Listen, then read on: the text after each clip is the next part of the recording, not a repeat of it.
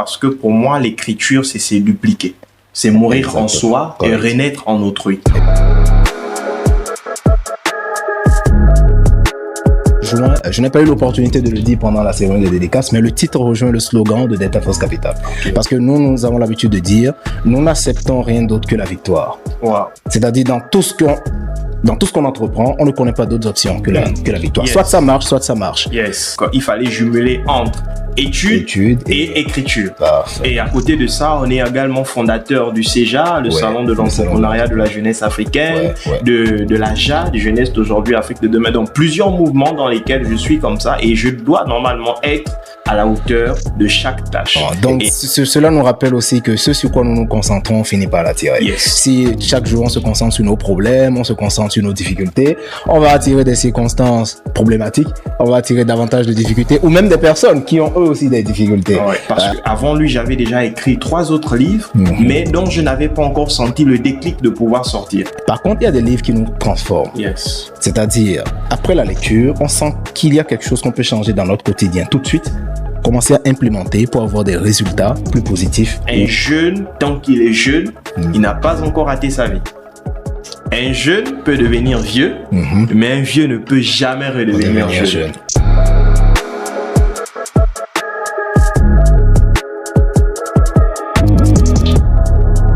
On se retrouve dans un nouvel épisode de Delta Podcast. Mesdames et messieurs, soyez la bienvenue dans cette nouvelle vidéo. Aujourd'hui, je reçois une personnalité qui n'est plus à présenter. Mais avant qu'on aille en profondeur dans le vif du sujet, vous connaissez la routine. Abonnez-vous à la chaîne si ce n'est pas encore fait, si c'est la première fois que vous tombez sur nos vidéos, parce qu'ici, nous parlons essentiellement d'entrepreneuriat, de business, de développement personnel, d'investissement et tout ce qui va vous permettre d'atteindre vos objectifs et de réussir dans tous les aspects de votre vie. Dans cet épisode de Delta Podcast, nous allons recevoir un auteur, quelqu'un qui est parti de rien. Quand je dis parti de rien, c'est sa toute première édition avec Delta Force Capital et qui a pondu une œuvre extraordinaire dont vous avez sûrement déjà pris connaissance à travers nos différentes pages. Donc aujourd'hui, je vais accueillir un auteur de grande classe parce qu'aujourd'hui maintenant, avec son livre qui est en train de péter un peu partout, il va nous édifier sur le contenu, il va nous édifier sur ses motivations. Mais avant, je vais d'abord lui donner l'opportunité de se présenter. Il s'agit de Monsieur Yannick Flores Monsavo, l'auteur du livre Vaincre ou mourir. Monsieur Yannick, bienvenue sur le plateau de Delta Podcast. Merci docteur, et c'est un privilège, un réel honneur pour moi d'être là ce soir afin de pouvoir présenter justement mon livre. Alors, notre livre, désormais. On peut dire ça, on peut dire ça. Donc, Yannick Flores Monsavo est un jeune Africain, oui, et d'origine gabonaise. D'origine gabonaise. Oui, donc il y a Kwame Nkrumah qui disait « Je ne suis pas africain parce que je suis né en Afrique, mais parce que l'Afrique est née en moi. » Exactement. Et donc, de ce fait, j'épouse des idées de panafricanisme. Exactement. Parce qu'aujourd'hui, il faut s'ouvrir, il faut collaborer pour justement impacter l'Afrique. C'est ça. Yannick Flores Monsavo est un nouvel auteur. Yannick Flores Monsavo est un coach en développement personnel. Yannick Flores Monsavo est titulaire d'un master en droit gouvernance des énergies et des mines. Excellent. Concrètement, ancien candidat aux élections législatives, aux toutes premières élections législatives gabonaises de la diaspora en zone Afrique. Ah, c'est Voici parfait. La présentation de ma personne. Eh ben, vous voyez, mesdames et messieurs, que le profil est très lourd, le CV, il est bien gorgé. Donc, ça veut dire que de cette vidéo, en tout cas, on va tirer énormément de leçons, on va apprendre énormément de choses. Donc, asseyez-vous confortablement. Nous en avons pour plus de 30 minutes de discussion. Nous allons parler, nous allons échanger. Donc, prenez une tasse de thé, asseyez-vous confortablement et nous allons entrer dans le vif du sujet. Alors, Yannick Flores Monsavo a pondu en ce mois le livre Vaincre ou mourir. Le titre le dit déjà, un livre qui appelle à la notion de persévérance, à la notion de réussite. En partant d'abord de votre histoire, qu'est-ce qui vous a motivé, d'accord, à penser à écrire un tel livre? C'est-à-dire, d'où est-ce que vous êtes parti jusqu'à ce que l'idée vous est venue de publier un livre? D'accord, docteur. Merci pour la question.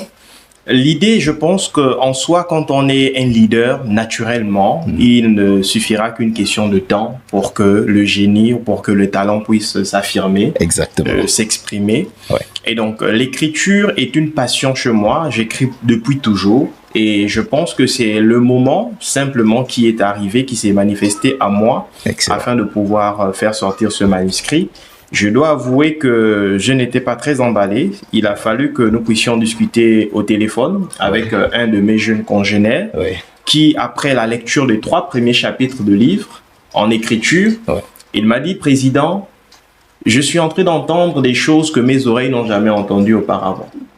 Et je crois que ce livre mérite de sortir. Le monde a besoin de vous lire. Exact. Et donc, ce sont ces paroles puissantes qui ont justement été le carburant, la source de motivation à la finalisation de ce livre. Exactement. Donc, ça veut dire que tout le temps, vous avez eu l'idée d'écrire, l'idée de partager votre savoir, votre savoir-faire, votre expérience. Et ce qui a mené finalement, comme aboutissement à ce livre. Mais surtout, le fait que l'un de vos proches vous a dit, il faut forcément que les idées, en tout cas, qui sont véhiculées dans l'ouvrage, dans le manuscrit, doivent être connues du monde entier. Et c'est ce qui vous a le plus motivé à publier. Exactement. C'est parfait. Alors, lorsque vous avez écrit, sûrement vous vous dites, je vais écrire un bouquin. Déjà, on écrit, je pense, pour se faire plaisir à soi-même. Mais sûrement vous vous êtes dit, ce livre sera destiné à une certaine catégorie de personnes. Qui sont ces personnes à qui ce livre est destiné? D'accord. Alors, je tiens d'abord à préciser que le livre a été écrit parce que pour moi, l'écriture, c'est dupliquer. C'est mourir en soi et renaître en autrui. Et donc, d'où le sens de mon écriture. Et pour donner ou fausser la parole d'Ampateba qui dit que lorsqu'un vieillard s'en va, c'est une bibliothèque qui sombre ou qui s'en va avec lui. Et donc, aujourd'hui, nos vieillards s'en vont, mais ils ne laissent rien derrière en héritage. Parce que l'histoire africaine, elle est beaucoup plus dans l'oralité. Et donc, il n'y a pas des écrits. Et donc, j'ai voulu justement écrire ce livre parce que je me dis que j'ai emmagasiné quand même des années sur la Terre. Clairement. Le petit parcours, je pense que j'ai eu à effectuer, j'ai appris. Je me suis cogné, j'ai grandi, j'ai connu des succès, des hauts et des bas. Et donc, j'ai concilié ça dans un manuscrit, dans un rouleau, pour pouvoir être comme un guide auprès de toutes les personnes qui vont justement tomber sur ce manuscrit-là. Et la cible, c'est toute personne qui voudrait devenir la meilleure version d'elle-même. Le livre n'a pas été écrit pour tout le monde. Le livre a été écrit pour des audacieux. Le livre a été écrit pour des ambitieux. Le livre a été écrit pour des rêveurs, mais pas que. Des rêveurs qui ont des rêves téméraires. Parce que nous commençons à vivre pleinement lorsque nous avons des rêves qui partent au-delà de l'entendement naturel, au-delà de l'entendement du commun des mortels. C'est là où on commence à saisir notre passion de vie, notre objectif de vie et on court derrière un idéal. Voici pour qui le livre a été écrit. Destiné. En tout cas, le livre est destiné à toute personne qui veut devenir la meilleure version de soi-même. Et je pense que, en tout cas, pas plus tard que le vendredi dernier, à partir du moment où on tourne cette vidéo, nous avons fait une magnifique cérémonie de dédicace de ce livre à l'Université suisse de Dakar. Nous avons superposé les images et au cours de cette cérémonie de dédicace, on a reçu de très grandes personnalités. Moi, j'étais très surpris, en tout cas, de voir des députés, des ambassadeurs, des personnes qui représentaient très bien votre communauté. Je vais glisser une petite question. Comment est-ce que vous avez pu mobiliser de telles personnalités dans la salle? Très bien. J'avoue que la question, elle est pertinente. Disons, pertinente. Disons. Donc, comment est-ce que j'ai réussi à mobiliser autant de personnes? Je disais dans le chapitre 7 de mon livre, le chapitre 7. Les 1001 rencontres, l'art d'attirer les bonnes personnes, je disais, la bonne personne ou la bonne rencontre ne vient jamais à toi comme tu la désires. Elle vient à toi quand tu es prête à la reconnaître. Et donc, je disais aujourd'hui que lorsqu'on commence à marcher, on a un rêve qui nous passionne, on le met en exécution, on est discipliné, on est audacieux, courageux dans ce que nous faisons. Je pense que les bonnes volontés viennent à nous naturellement. Tout seul. Et donc, toutes les autorités présentes ce vendredi, toutes les personnes présentes sont venues répondre à un appel et dire que c'est l'appel justement des rêveurs, parce que eux aussi sont des rêveurs, ou bon, moi je me fais appeler le conquérant, sont des conquérants qui sont venus rencontrer leurs semblables conquérants afin de pouvoir impacter le monde. C'est comme ça que je pourrais justement qualifier la présence de ces autorités présentes dans cette salle. Ok, donc si j'ai très bien compris, pas votre façon d'être, pas votre façon de réfléchir, vous avez attiré naturellement des personnes qui étaient alignées sur la même vision. Exactement. Et donc cela renvoie bien sûr au principe fondamental du développement personnel qui est nous attirons ce que nous sommes. Yes. Ça veut dire que si à un moment donné je veux être un homme politique, je dois déjà commencer à me comporter comme tel. Je vais attirer des personnes qui sont alignées à cette vision et naturellement des opportunités qui sont alignées sur cette vision. Exactement. Donc, docteur, vous savez, les rencontres que nous faisons sont un miroir. C'est-à-dire que si nous sommes confus, on rencontre que des confusions humaines. Exactement. Si nous sommes justement dans le flou, on avance en tour d'aveugle volontaire.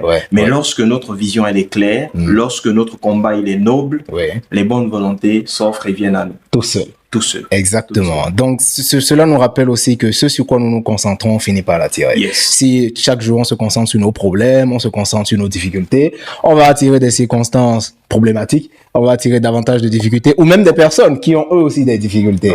À un moment donné, personnellement pour mon expérience, quand je commençais ma croissance en entrepreneuriat, j'attirais tout le temps des personnes parce que je pensais tout le temps aux défis. Donc, j'attirais tout le temps des personnes qui avaient des défis, des personnes qui me sollicitaient tout le temps, des personnes qui, bref, ils n'avaient rien à offrir, mais ils étaient plus là pour demander. Et bon, moi, je pensais que c'était plutôt eux le problème, mais il a fallu que moi, je change ma façon de voir les choses. Au lieu de voir des défis, de voir des opportunités pour commencer aussi à attirer des personnes qui étaient aussi dotées d'opportunités, des personnes, enfin, qui étaient très bien placées. Et je pense que cela rejoint parfaitement ce que vous avez partagé dans ce chapitre de votre livre. Alors, pour la prochaine question, ce que je vais demander, où est-ce que vous étiez au moment où vous avez commencé à écrire ce livre? C'est-à-dire, sûrement, au moment d'écrire un livre, il y a des auteurs qui sont butés. Ils ont ce qu'on appelle le syndrome de la page blanche. Je sais ce que je dois écrire, je sais les idées que je dois véhiculer, mais une fois que mon clavier ou bien le stylo en main, je n'ai pas idée de par où commencer, comment développer ou pas où m'arrêter. Est-ce que vous avez rencontré ce problème et comment est-ce que vous avez pu surmonter ça? Docteur, j'ai rencontré justement ce problème et déjà je tiens à préciser que l'écriture de ce livre-là, c'est au lendemain de, on va dire, de ma non-victoire aux élections législatives de la diaspora. Parce que c'était en septembre. Et donc, octobre 2025, tout était déjà bouclé. Et j'ai tiré des leçons de cette expérience et je me suis dit que, en tant que conquérant, je ne devrais pas m'arrêter sur, on va dire, ce résultat, mais toujours continuer à produire. Et donc, d'où vaincre ou mourir. Pour dire qu'aujourd'hui, nous devons outrepasser nos échecs. Parce que l'échec, en principe, est un tremplin pour le succès, est un tremplin pour le bonheur. Et donc, j'avais déjà rédigé les premières lignes, mais j'avais un problème d'agencement, de cohérence. Et je me suis dit, vaincre ou mourir est un voyage. Donc, il faudra entraîner l'être humain dans la lecture de l'avant-propos jusqu'à la conclusion. Et vous verrez la synchronisation des chapitres parce qu'ils sont entraînants, page après page, chapitre après chapitre. Et donc, dire que j'ai eu à mettre des idées sur du papier blanc et après, je me suis dit, ce n'est pas assez. Qu'est-ce qu'il faut?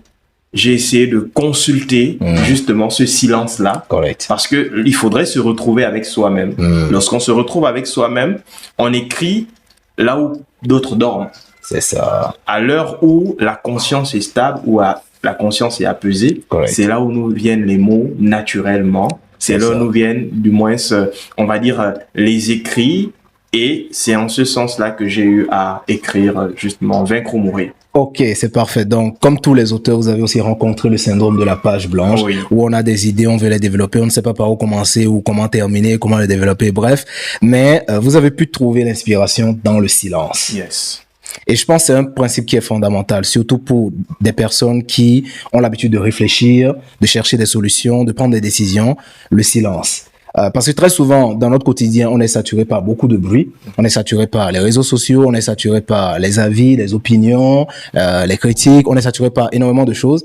Mais il faut trouver ce moment-là pour soi où, dans le calme, on peut avoir l'inspiration qui nous permet de mettre nos idées en évidence. Et c'est ce que vous avez fait pour pouvoir vaincre le syndrome de la page blanche. Je pense qu'on peut apprendre énormément de ça. Si vous avez appris quelque chose de ça, dites-le moi déjà dans les commentaires. Commencez à le dire dans les commentaires. Alors, Monsieur Yannick, quel est le passage de votre vie personnelle qui a le plus influencé l'écriture de votre livre? Disons, comme vous le disiez tout à l'heure, vous aviez commencé à écrire après l'échec. votre échec aux élections législatives, est-ce que c'est vraiment le moteur principal ou bien c'est un facteur supplémentaire, la goutte d'eau qui a fait déborder le vase pour vous pousser à commencer à écrire? Ok, je pense que c'est un facteur, on va dire, supplémentaire où c'est la goutte d'eau qui a fait déborder le vase parce que parfois, on accumule dans la vie et il y a certaines situations où, naturellement, les choses doivent se décanter. Exactement. Et donc, lorsque c'est arrivé, quoi bien que je ne définisse pas cette candidature comme étant un échec, voilà, mais comme étant justement une candidature d'audace, parce que je me suis affirmé, j'ai appris, je n'ai pas perdu, j'ai gagné doublement, et donc je me suis dit que bon, voici l'élément parfait pour planter justement le décor et faire sortir cette œuvre-là. Exactement. À ce net moment. À ce net moment. C'est-à-dire, ça a été un facteur de plus par rapport à ce que vous avez déjà vécu. Parce que lorsqu'on explore votre livre, franchement, il y a énormément de vécu dedans. Nous écrivons énormément de livres. Quand vous passez à la maison d'édition, il y a plein de livres qu'on édite. D'autres livres qui sont encore à projet actuellement. Mais généralement, on reçoit 3 catégories de livres. Okay. La première catégorie, c'est les livres qui nous font voyager. De la fiction. On lit, on pense, on voyage. Au bord d'une plage, on lit, on voyage. Alors, il y a des livres qui nous font réfléchir. C'est-à-dire, ça évoque un problème qui mûrit notre réflexion. Par contre, il y a des livres qui nous transforment. Yes. C'est-à-dire, après la lecture, on sent qu'il y a quelque chose qu'on peut changer dans notre quotidien tout de suite, commencer à implémenter pour avoir des résultats plus positifs ou avoir de meilleurs résultats, tout simplement. Et votre livre fait partie de la 3e catégorie. C'est même ça tout le sens du livre. Exactement. J'ai dit dans l'avant-propos que ce livre n'est pas comme tous les autres livres ordinaires. Il n'a pas été écrit pour vous endormir. Clairement, il n'a pas été écrit pour vous consoler. Non, il a été écrit pour vous bousculer, pour vous réveiller, pour vous challenger. Exactement. Parce que pour toutes les personnes qui ont eu la chance de côtoyer quand même l'auteur que je suis, elles vont vous dire que on ne peut pas collaborer avec Yannick Flores et demeurer la même personne. Il y a toujours quelque chose de mieux que l'on reçoit et quelque chose de mauvais que l'on abandonne. Et donc, c'est vraiment, voici l'esprit derrière le livre. Dire qu'aujourd'hui, selon le rapport de l'OMS, plusieurs personnes sont atteintes d'anxiété, de dépression dans ce monde dans lequel nous évoluons. Et il faudrait être assez fort pour s'imposer. Très fort. Ou assez faible pour disparaître. C'est ça. La seule conséquence possible. Effectivement, c'est-à-dire soit on décide de se battre pour s'en sortir, soit on subit et on disparaît, tout simplement. Et franchement, nous on était vraiment très fiers de pouvoir éditer ce livre. Rien que par le titre, cela rejoint, je n'ai pas eu l'opportunité de le dire pendant la cérémonie des dédicaces, mais le titre rejoint le slogan de Delta Force Capital. Parce que nous avons l'habitude de dire, nous n'acceptons rien d'autre que la victoire. C'est-à-dire dans tout ce qu'on entreprend, on ne connaît pas d'autres options que la victoire. Soit ça marche, soit ça marche. Si ça ne marche pas, c'est juste qu'il faut ajuster pour que ça marche. Très bien. Il n'y a pas d'autres options. Et donc, rien qu'en voyant le titre du livre, ça s'aligne parfaitement avec notre slogan. Et nous, on était très contents de travailler là-dessus. Et la façon dont les idées sont transmises, on sent beaucoup d'authenticité. Parce qu'il y a des auteurs qui viennent avec des manuscrits qui montent, qui descendent, des manuscrits qui sont faits avec de l'IA. On sent tout de suite qu'il y a quand même une certaine monotonie dans les idées. Mais votre livre, les idées que ça véhicule, on sent que ça vient vraiment d'une expérience. Et je pense que les lecteurs, et en tout cas, ça leur plaît déjà, mais tous ceux qui vont entrer en possession du livre par la suite, vous verrez par vous-même que c'est un excellent bouquin. Parfait. Merci beaucoup en tout cas Yannick pour la générosité que vous avez eue d'avoir mis à jour ce bouquin parce que ça va changer la vie d'énormément de personnes. La prochaine question c'est quels sont les sacrifices personnels que vous avez dû faire pour mettre en place ce projet? Parce qu'au-delà de la dimension artistique du livre, il y a aussi la dimension entrepreneuriale. Ça veut dire il y a de l'investissement, que ce soit en temps, en argent, en effort, en énergie. Des choses qu'on laisse de côté pour pouvoir le faire, etc. Des fois même, on publie un livre contre des opinions. C'est-à-dire, il y a beaucoup de personnes qui nous disent ça ne marchera pas, tu racontes n'importe quoi, etc. Et on est obligé de sacrifier un certain nombre de choses pour mettre à jour le projet. Donc, quels sont les défis que vous avez dû personnellement affronter ou surmonter pour faire voir le jour à ce livre? Alors, les défis sont multiformes. Il y a eu énormément de défis parce qu'un homme qui n'a pas de défis, c'est pas un homme. Donc, je pense que pour l'édition de ce livre-là, je vais peut-être vous choquer, mais je fais 2 mois sans payer mon loyer. Ah ouais, carrément. Carrément, Wow. pour que ce livre puisse sortir. Excellent. Parce que j'avais à cœur de pouvoir transmettre quelque chose à mes semblables. Correct. Parce que vous savez, vivre, c'est bien.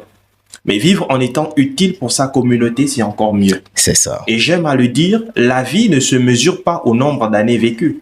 La vie, elle, se mesure au nombre des vies transformées. Correct. Parce que si nous vivons sans pour autant transformer des personnes, j'étais sur un plateau télé, on m'a posé la question, pour vous, c'est quoi le succès, la définition du succès? Mais j'ai dit, pour moi, le succès, c'est le fait de rencontrer un frère, une jeune dame dans un quartier, dans une rue, qu'on va transformer, qui deviendra la meilleure version d'elle et qui pourra ensuite témoigner qu'elle a été transformée. Voici le succès. Donc, avoir de l'impact sur la vie des autres. Correct. Parce que c'est celui-là qui demeure périn comme succès. Et donc, voici concrètement les défis. Les défis étaient beaucoup plus financiers parce que j'ai dû faire des concessions pour pouvoir permettre aux lecteurs d'avoir ce manuscrit entre leurs mains.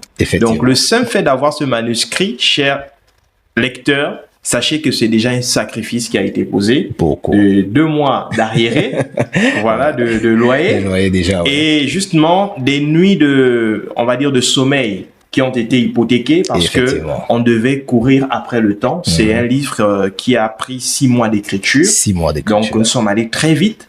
Parce que avant lui, j'avais déjà écrit 3 autres livres, mais dont je n'avais pas encore senti le déclic de pouvoir sortir. Exactement. Mais celui-là, je l'ai sorti en 6 mois. Et 6 mois, les gens se diront, mais comment est-ce que c'est possible? Non. Je suis allé prendre certaines informations, certains chapitres dans des livres qui étaient déjà travaillés, que je suis venu compiler, mais je crois que c'est pas un exercice aussi facile. Et donc, lorsque vous allez lire le livre avec méticulosité, vous vous rendrez compte qu'il y a des chapitres qui méritent d'être des livres. Et c'est le cas. Donc, ce sont des livres où je suis allé extirper certains chapitres pour que Vaincre ou mourir voyez, le plus naître, justement. Parfait. Et donc, j'attends peut-être comme ça l'enthousiasme des lecteurs à demander peut-être un tome 2. Pourquoi pas. En tout cas, Voilà, donc c'est cela. Voici les sacrifices consentis. Déjà, on avait également des rapports à rédiger, voilà, sur le plan, on va dire, académique, voilà, parce que Vaincre ou mourir, l'auteur est encore, ou du moins c'était encore sur les bancs de l'école, en pleine écriture, donc il fallait jumeler entre études et écriture. Parfait. Et à côté de ça, on est également fondateur du CEJA, le Salon de l'entrepreneuriat de la jeunesse africaine, de la JA, de Jeunesse d'aujourd'hui, Afrique de demain, donc plusieurs mouvements dans lesquels je suis comme ça, et je dois normalement être à la hauteur de chaque tâche. Exactement. Et voici les sacrifices consentis. Parfait. En tout cas, vous voyez que rien ne naît de façon anodine. C'est pourquoi, en fait, quand l'auteur publie le livre, je me rappelle le jour où je vous ai appelé pour vous dire que le livre était sorti, il me disait qu'il pouvait pas dormir le soir là parce que c'était comme s'il avait accouché ou... Voilà. Donc, parce qu'en fait, quand le livre sort, on voit des mois, des semaines, voire même parfois des années. Nous avons reçu un auteur qui, lui, travaille sur son manuscrit depuis 10 ans déjà. Ça fait 10 ans qu'il travaille sur le même manuscrit. Donc, lorsqu'on publie un bouquin, c'est comme si, en fait, c'était un enfant qui venait de naître. Et on chérit tellement ce bouquin. Mais moi, j'ai l'habitude de dire aux auteurs que l'effort à fournir pour un livre, c'est une seule fois. C'est-à-dire, moi, j'ai écrit mon premier livre, je sais pas en quelle année, 2019, mais jusqu'à aujourd'hui, les redevances, les droits d'auteur, les ventes, le même travail qui paye sur plusieurs années. Donc, parfois, le sacrifice en vaut la peine. Et surtout, si c'est pour transmettre un message aussi noble que le message que contient votre livre. Je pense que pour vous-même, ainsi que pour la communauté des lecteurs, c'est un sacrifice qui en valait la peine. Et vraiment, félicitations d'avoir surmonté tous ces défis. C'est pas évident, c'est pas facile, mais vous avez réussi à le faire. Encore une fois, félicitations. Donc, alors, en quoi est-ce que le fait de publier ce livre a changé votre regard sur vous-même? Est-ce que c'est quelque chose que vous pensiez impossible à faire et que finalement, le fait d'avoir vu que ça, c'est le cas, est-ce que ça a changé quelque chose dans votre façon de vous percevoir? Oui, bien évidemment, ça a changé ma perception de voir la vie, de voir aujourd'hui même, on va dire, le monde.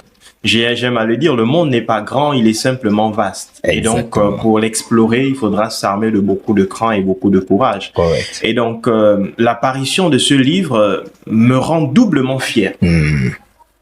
J'ai jamais été si fier de moi auparavant, qu'auparavant l'annonce de ce livre. Et donc, quand j'ai vu ce livre pour la première fois, d'ailleurs, je suis arrivé ici à Delta Force pour récupérer mes lots. il y avait un ouf de soulagement, il y avait une satisfaction et se dire que ce n'est qu'un pas qu'on vient de franchir et il nous faut encore faire d'autres pas. Ouais. Parce que vous savez, c'est ça, voici la mentalité qui diffère des perdants des gagnants. Le perdant va accuser, il va rejeter la faute sur quelqu'un. Le gagnant, j'aime à le dire, le conquérant, il va chercher la prochaine étape, la prochaine phase, le prochain palier de sa vie, justement, à brandir. Correct. Et donc, après vaincre ou mourir, j'ai envie de faire sortir encore d'autres. Oui, clairement. Et encore d'autres pour justement s'aimer cet impact-là parce que nous devons changer le monde. Exactement. Et j'aime à le dire, un jeune, tant qu'il est jeune, il n'a pas encore raté sa vie.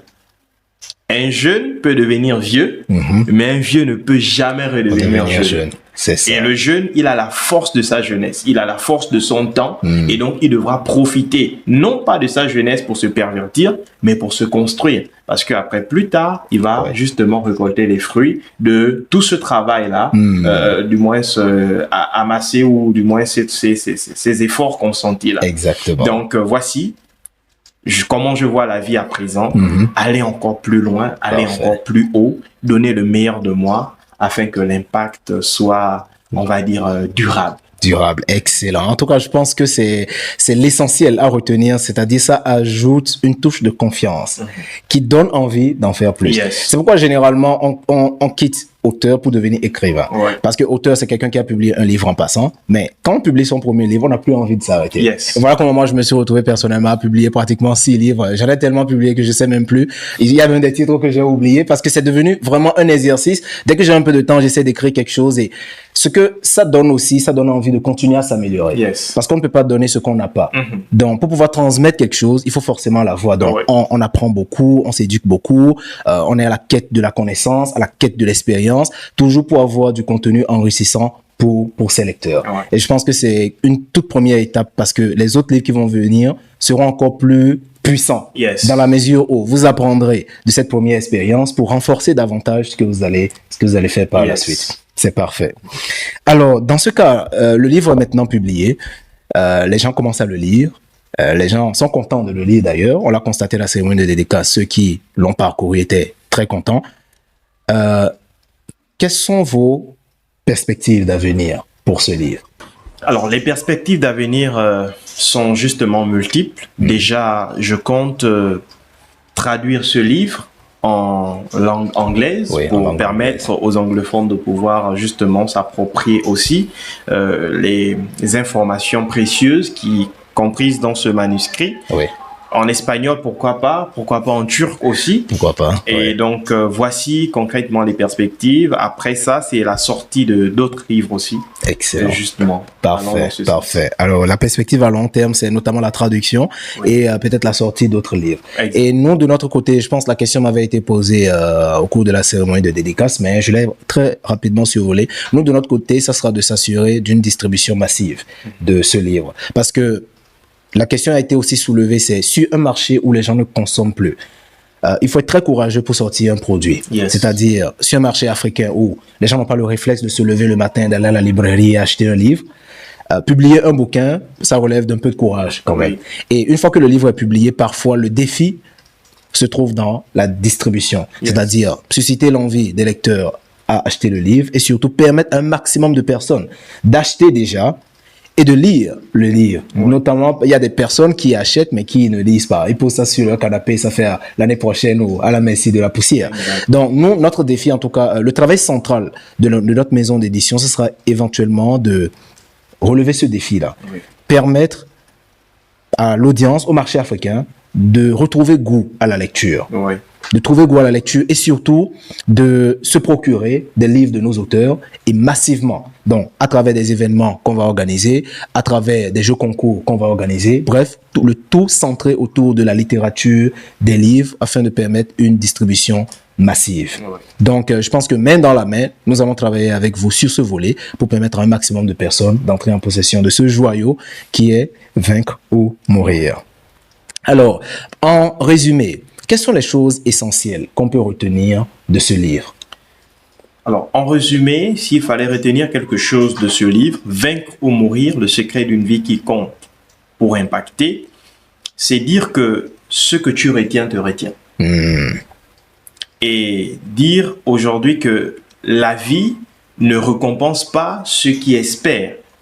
La vie récompense ou elle couronne ceux qui osent. Ceux qui osent. Et donc, il faudra s'armer de beaucoup de courage, beaucoup d'audace, beaucoup de discipline afin de pouvoir réussir. Vous savez, dans le chapitre 12 de mon livre, il est dit là-bas de devenir le premier des cordés.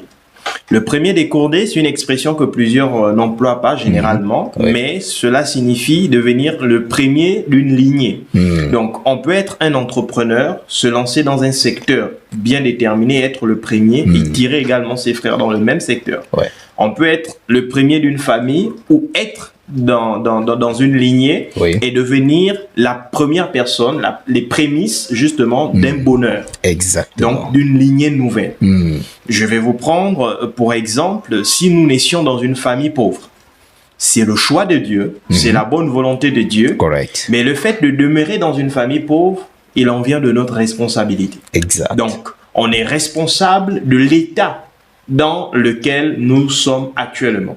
Et donc, voici concrètement la réponse que je pourrais apporter à cette question. Parfait, parfait. Donc, s'il y a une chose à retenir dans ce livre, moi je le dis souvent, la seule chose qui est impossible, c'est ce qu'on ne décide pas de faire. Si on en prend la décision, il n'y a pas moyen de ne pas réussir, à moins qu'on abandonne. Et pour ça, il faut se mettre dans l'état d'esprit selon lequel il faut soit vaincre ou soit mourir. La seule option, c'est la victoire.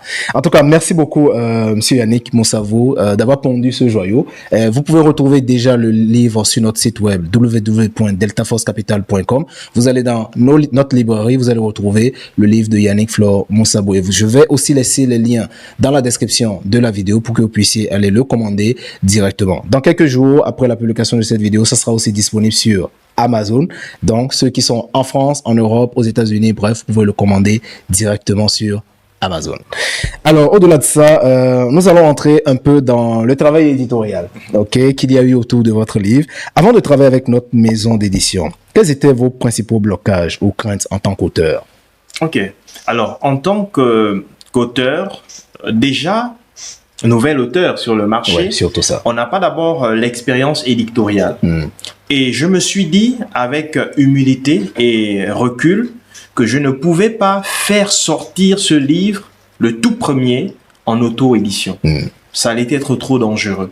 Et donc, je me suis renseigné. J'ai des collaborateurs, une collaboratrice, Jojo Art, qui m'a justement recommandé à vous pour l'impression de ce livre. Et j'avoue que nous avons justement, c'était vu auparavant, mais j'ai senti le professionnalisme dans les mots, dans les paroles échangées. Et donc, c'est ce qui m'a vraiment rassuré de pouvoir collaborer avec vous. Et je peux l'avouer, je ne regrette surtout pas. Je peux tout regretter. Tout sauf ça, Tout sauf ça. Le fait d'avoir collaboré avec Delta Force Capital. Donc, c'était un franc succès. J'ai aimé vraiment le style d'écriture, le style de grammage, le style de page, j'ai tout aimé et c'est un livre vraiment qui était destiné à la lumière. Et donc vous avez justement accompagné et donc en tant que façonneur que vous êtes justement cette œuvre et donc le danger que je craignais c'était de pouvoir faire sortir ce livre en auto-édition et heureusement que mon humilité m'a donné raison en collaborant avec vous et aujourd'hui si je pourrais faire sortir d'autres livres, au moins là, j'ai déjà une légitimité. Parce que c'est surtout ça. Les auteurs écrivent. Mais même lorsqu'on dit que les gens ne s'intéressent pas à la lecture, mais qu'est-ce que les auteurs écrivent d'abord? C'est ça. Qu'est-ce qu'ils proposent?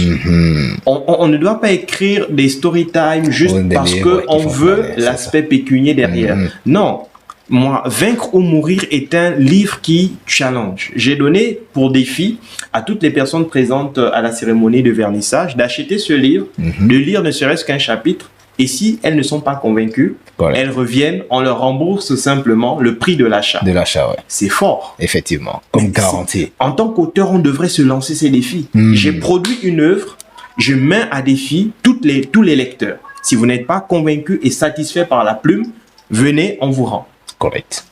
Parce qu'aujourd'hui, il ne faudrait pas que l'on écrive pour écrire. On doit écrire pour transformer les gens. C'est ça. Pour impacter les vies. J'ai eu des témoignages des condisciples qui ont acheté mon livre sans le lire mais qui ont fait l'erreur. Lorsque vous achetez mon livre, Vaincre ou mourir, l'erreur à faire, c'est d'ouvrir la première page. Si vous faites l'erreur d'ouvrir la première page, vous serez captivé de la première majuscule jusqu'au dernier point parce que c'est un livre qui a été écrit avec un style particulier, accrocheur et qui vraiment challenge. Donc, voici en un mot la réponse que je pourrais apporter. Ah, mais c'est parfait. Je pense que ça s'aligne parfaitement avec notre mission. C'est-à-dire, même quand vous allez sur notre profil Google, vous allez voir des 4,9 étoiles. Presque toutes les personnes avec lesquelles on a édité, ils parlent déjà du coût qui est relativement bas sur le marché. Et ils parlent aussi de la vitesse d'exécution parce que généralement, quand on soumet un manuscrit à une maison d'édition, ça peut faire plusieurs mois, etc. Mais nous, on fait vraiment le maximum pour que autour d'un mois, ça puisse sortir.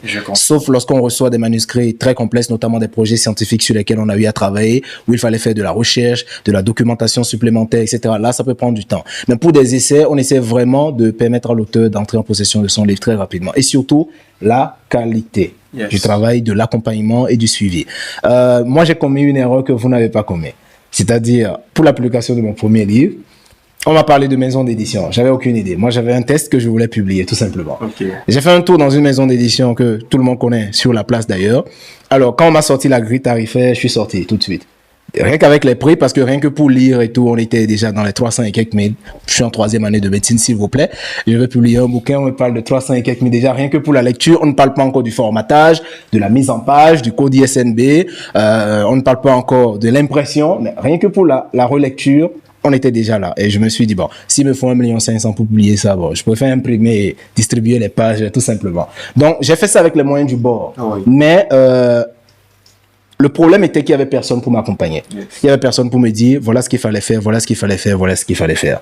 Et ce qui a fait que j'ai produit une œuvre, certes, dont j'étais content, parce que c'était mon premier livre, la même sensation, mais les retours étaient... Il y avait beaucoup de retours négatifs, notamment à travers la syntaxe. Les idées étaient pêle-mêle. Les fautes d'orthographe, il y en avait beaucoup. L'idée était bonne, le message véhiculé était bien, mais beaucoup de fautes d'orthographe, beaucoup d'erreurs de grammaire, de conjugaison, parce que j'écrivais juste au feeling. Donc, même si le message central il est bien, ça détruit la confiance des lecteurs. Ce qui fait que même quand on publie après un deuxième livre, les gens se disent, d'autant plus que le premier il n'était pas au top, le deuxième, comme cela. Donc, pour rehausser cette confiance, c'est 2 fois plus de travail qu'il faut faire. Et je pense que c'est une erreur que vous n'avez pas commis. J'aurais aimé qu'à mes débuts, quelqu'un m'accompagne et me dise tout cela, mais ça n'a pas été le cas. Mais ça a permis de mon côté, d'en apprendre des leçons et de permettre aux nouveaux auteurs de ne pas tomber dans le même piège. C'est pourquoi, généralement, nos auteurs sont très satisfaits de ce qu'on fait parce que ça vient d'une expérience plutôt personnelle. Ok, c'est parfait. Donc, au-delà de ça, est-ce que vous pourriez nous décrire votre manuscrit avant l'édition et ce qui a le plus changé après notre accompagnement? Parce que je me rappelle le jour où vous étiez passé ici, vous avez présenté un manuscrit qui ressemblait plus à une thèse. Parce qu'il y avait plein même dans la table des matières, on voyait des sous-titres 1, sous-titre 2, sous-titre 3, etc. L'équipe éditoriale a dit ça, ce n'est pas une table des matières adaptée pour un essai. Donc on avait eu beaucoup de problèmes avec, la manière dont les idées étaient agencées, etc. Donc quand vous-même vous avez observé votre manuscrit avant la publication et après la publication, qu'est-ce qui a le plus changé? Alors, ce qui a le plus changé, c'est d'abord le style d'écriture, la police utilisée, et justement on va dire, la croissance ou l'ordre des idées. C'est vrai que en tant qu'auteur, lorsque nous écrivons, les idées nous viennent pêle-mêle. On écrit 1000 idées par seconde, et donc on écrit comment on reçoit. Et on n'a pas forcément cette expérience, cet accompagnement. Mais quand on vient à Delta Force Capital, comme ça a été le cas pour moi, j'ai été justement accompagné. Et plus qu'accompagné, parce que c'était des appels, des réunions, des conférences, des Google Meet pour justement veiller à la bonne structuration de l'œuvre. Et c'est quelque chose qui m'a touché particulièrement. Je tenais à vous le dire aujourd'hui. Merci. Et donc, ce qui a changé, c'est parce que j'ai vu déjà le professionnalisme, surtout la rigueur. La rigueur dans le travail.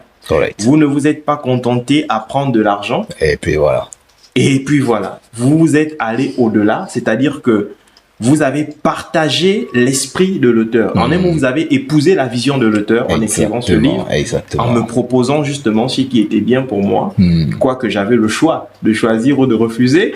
Voilà. Et donc, je vous ai fait confiance, on s'est fait confiance. Je pense que la confiance était mutuelle. Et aujourd'hui, je suis plus que fier. comme je vous le disais tantôt, je ne regrette surtout pas d'avoir été accompagné, boosté par vous pour l'écriture de ce livre. Exactement, c'est parfait. Donc, entre le manuscrit d'avant et le manuscrit actuellement, la manière dont les idées ont été restructurées, le design qu'on a utilisé, quoique c'est un design qui est inhabituel, parce que je pense, parmi tous les livres qu'on a édités, c'est votre livre seul qui a ce type de design où on démarque chaque partie à partir d'une page noire, et rien qu'en tenant le livre, on peut scinder les différentes parties à l'intérieur du livre. Ça donne envie d'explorer, ça donne envie de lire, et la lecture est beaucoup plus facile avec le type de police qu'on a utilisé, bref, pour rendre la chose beaucoup plus plaisante et utile pour le lecteur. En tout cas, ça nous fait énormément plaisir d'avoir collaboré avec vous. Et comment est-ce que le processus d'édition a influencé votre confiance en tant qu'auteur? Alors, en tant qu'auteur, le processus d'édition a influencé on va dire mon expérience ou mes motivations, en ce sens que je me suis dit, ah tiens, voici une maison d'édition à qui désormais il faudra faire confiance pour ses projets. Et je vous avoue qu'après l'annonce de l'apparition de mon livre, il y a plusieurs autres frères qui sont venus me dire, mais on aimerait aussi faire sortir nos livres, mais on n'a pas cette force, on n'a pas ces connaissances. Est-ce que tu pourrais nous mettre en lien avec la maison d'édition où tu as eu à éditer ton œuvre? Et donc, volontiers, j'ai donné votre contact et je pense que d'ici, ils viendront à vous. Oui, effectivement. Voilà, donc dire que l'impact de votre travail ne s'est pas limité qu'à moi. C'est aller au-delà. Et donc, aujourd'hui, c'est justement une double fierté. Correct. Ça fait énormément plaisir. Je pense que nous avons reçu l'un de vos frères venu du Gabon qui nous a contacté, qui nous a soumis son manuscrit. On lui a déjà fait son devis et qui doit se préparer à commencer les travaux. En tout cas, ça nous fait énormément plaisir que vous ayez à partager la bonne nouvelle à d'autres auteurs. Donc, alors, est-ce qu'il y a un moment précis dans le processus d'édition qui vous a marqué ou surpris positivement? C'est-à-dire, dans tout le processus, quel est le moment qui vous a le plus marqué positivement? Alors, dans tout le processus, ce qui m'a marqué, c'est lorsque j'ai découvert dans le design la présence des pages en noir. Honnêtement, c'est quelque chose que je n'avais jamais vu, que je n'avais jamais trouvé dans d'autres livres. Et donc, quand j'ai vu ça, ça m'a le plus marqué parce que, comme je vous disais tantôt, vous avez épousé l'esprit de l'écrivain, de l'auteur, et vous êtes allé au-delà. Et donc, vous avez justement contribué à faire passer le message, à véhiculer le message, et ce, de la bonne manière. Parce que vous avez utilisé les signes, vous avez utilisé les symboles, et même aller plus loin. Moi, j'avais écrit avec des puces qui n'étaient pas adaptées. Et donc, vous avez su ressortir des puces qui, justement, symbolisent même, on va dire, le message, la vision derrière les mots, derrière les paroles. Et vraiment, voici la chose qui m'a le plus marqué dans le processus éditorial. Parfait. Comme on le dit souvent, on mange d'abord avec l'odeur. C'est-à-dire, quand on nous sert un repas, c'est d'abord l'odeur qui nous donne envie d'aller plus loin, c'est-à-dire de prendre la cuillère. Et bien, si l'odeur est déjà catastrophique, on n'a même plus envie d'aller plus loin. Donc, ça veut dire que lorsqu'on prend un bouquin, c'est d'abord le design, le style, la couverture, tout cela, la manière dont ça se présente généralement, même avant de lire le premier mot, qui donne envie au lecteur de lire. Et sur cet aspect, on est vraiment très tranchant. Il y a d'autres éditeurs qui nous disent, ah, vos livres, ça ne répond pas aux normes internationaux, etc. Parce que les normes, etc. Mais on apporte vraiment une touche d'innovation. C'est-à-dire une touche qui fait en sorte que, côté design, dans l'aspect design, que le livre puisse répondre, puisse transmettre son message même sans avoir eu à le lire.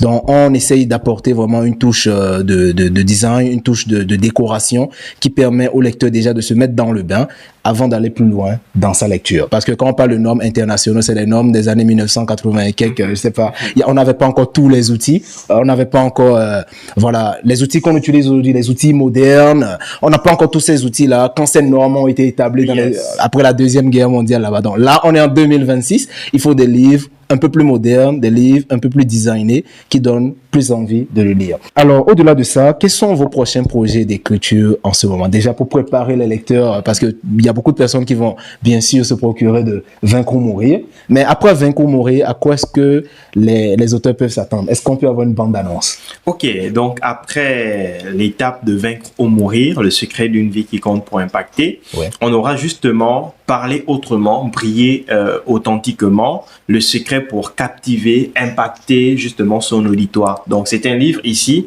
sur la prise de parole en public, donc sur l'art oratoire. Parfait. Tout le monde peut parler. Excellent. Mais savoir parler, c'est de l'art. Et donc, Cicéron disait, on est poète, mais on devient orateur. Correct. Et donc, c'est un livre également qui va venir être comme un complément à ceux-là qui se sont déjà lancés dans le domaine. C'est un livre qui viendra justement être un enseignant pour toutes les personnes qui aspirent à mieux parler en public. Correct. À côté de lui, il y a l'autre qui s'intitule « Vaincre, vivre pour choisir de vivre ». Parce que plusieurs personnes sur la Terre vivent, mais n'ont pas encore décidé de choisir leur vie. Et donc, ce livre-là viendra justement s'inscrit dans le même contexte de développement personnel, d'impact et de motivation, de leadership, comme Vaincre ou mourir. Correct. Et le troisième, c'est Bâtir le rêve gabonais, en lien avec ma formation de juriste en droit de la gouvernance des énergies et des mines.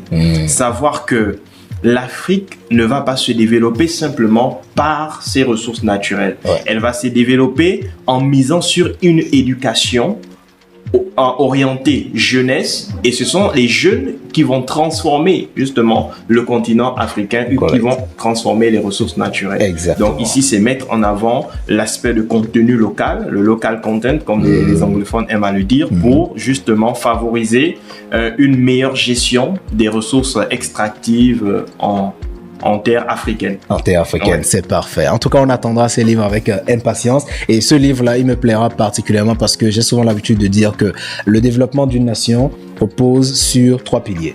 Le premier pilier, c'est l'éducation.